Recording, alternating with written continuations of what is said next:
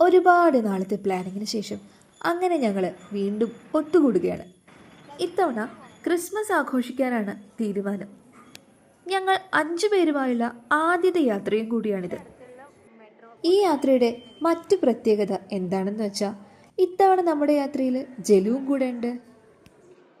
പാലക്കാട് നിന്ന് വൈറ്റിലേക്ക് KSRTC ticket ഓൺലൈനായി book ചെയ്തു.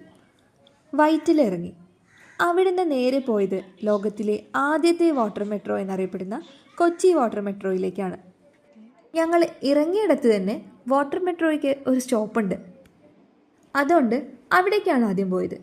മെട്രോ സ്റ്റേഷൻ്റെ അകത്ത് കയറി കുറച്ച് ഫോട്ടോസും വീഡിയോസൊക്കെ എടുത്തു.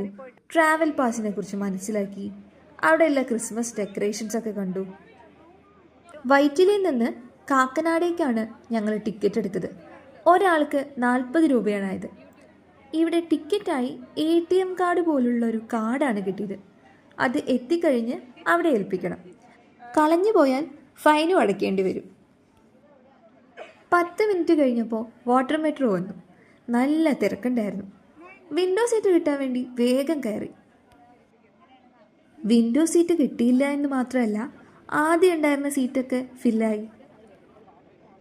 പിന്നെ ഞങ്ങൾ അഡ്ജസ്റ്റ് ചെയ്തിരുന്നു. അവിടെ നിന്നും കുറച്ച് ഫോട്ടോസും വീഡിയോസൊക്കെ എടുത്തു.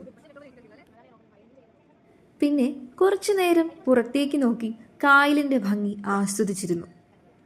അരമണിക്കൂറിനുള്ളിൽ ഞങ്ങൾക്ക് ഇറങ്ങാനുള്ള സ്ഥലമെത്തി. ഞങ്ങൾ ഇറങ്ങിയത് കാക്കനാടായിരുന്നു.